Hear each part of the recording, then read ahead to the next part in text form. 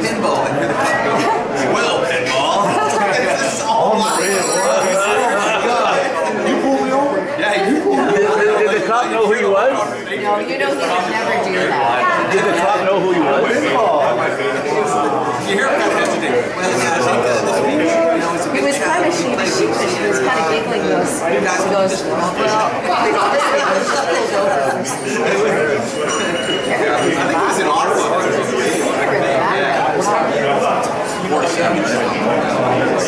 We would never call that DWI on that. You survived the winter? It wasn't even that bad. And this was the worst winter we've ever had. I was inside. I was inside. You get out the car, you go into the store. You back in the car, you go home. How did the kids take to the snow? And they was out there loving it. Yeah? We wanted to stay outside. I said, man, get you guys both inside. Oh, that's good. Culture shock. I would say recovering. I'm enjoying it. Yeah. It's a different place. It's so crazy because it's like drastically there as far as going out and socially, but then like game-day experience and the innovation. It's just night and day on what it is. I lived there for 22 months in the mid-90s, and it's a distinct We were just talking about like new families are coming up from different countries, coming over to Saskatchewan. It's like can't speak over.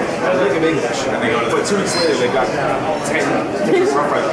You know what? I have an anecdote that really illustrates it. My cousin from Toronto, she married a guy from Sri Lanka. The first time she brought him around to my parents' place, I'm like, I gotta talk to this guy. He's from Sri Lanka. Right? So we're watching the Thanksgiving CFL game on. So I turned over and I said, only if the rough riders was best. He did his master's at U of S. He did his undergrad at the University of Arizona and his master's degree at U of S, and then 2 years in Saskatchewan. Down in Arizona. Oh my God, I love that. It's open every weekend. Open market. And there's 4 hundreds and hundreds of stores. And the sports shops are in there now. All NFL stuff. That's it. There's no heater, no Eskimo. I've seen that on the beach in Mexico. They sit there in Mexico where it's totally market driven, right? They just make what people are going to buy. It's like Steelers, 49ers, Broncos, and Rough Riders. Yeah. They do like Rough Rider night down in Arizona for the Counties game. Yeah. When Getzlaff is in his place, so they use that. It was like Riderville night on March 3rd. In Arizona. No, it is such a distinct. It's fun, man. It is crazy. I can't imagine Brendan's like the GM there. They can keep living. Yeah, that was the other thing. It's like you're such a big fish in a small pond, right? You can't really do anything without eating. It's not like it's actually not that bad. Like I know Gary has it. Yeah, Duran's kind of people always call it, but it's just so weird. You'll go after a game to like Shields Joe's type place. I guess it'll be all jerseys and all that, where you can sit down and have food and no one bothers you. It's like if they do, they wait till you're done eating. They are really like it sounds weird when we were there for a great time. 2 o'clock in the morning. They're not like. Could you ever live there? Like, do you want to play football? For the money and like the off-season, the jobs other like oil and potash, because of the money I would. But as far as like living there, it'd be a good place to raise a family. Really good place. But to be single, no, probably not. You know, there are a lot of ex-riders. Yeah, because of the money. I remember talking to Wes about that when he retired. He was like, he's a landman here. Yeah. Wes was like, I go back to Ohio where the economy sucks. Nobody knows who I am. I can stay here where the economy's booming. Yeah. And I can step in at a level that I would never step in at. There's a zero vacancy rate out there. Like there's just not enough housing places. I was saying earlier, like an estimated waiver. The employers down there, they have to go and knock on people's doors and say, hey, do you have a basement suite right there for my workers coming in? There's just so much work out there. Todd Schmidt, he makes 90 grand in 6 months sitting inside of a tanker truck heating up oil for 15 hours. So he just sits there, watches movies. He's making like $45 an hour. And some guys get cut in training camp. They've only been there for 2 weeks. So they're like, well, I get a job for 100 grand a year, you gotta work every day in a month. So they don't go back to Texas or Florida to make 40 grand. Hey Jim, we got to do something like that, buddy. I hear you. That is so different. When I lived there, Talk about marketing. none of that. Marketing 101.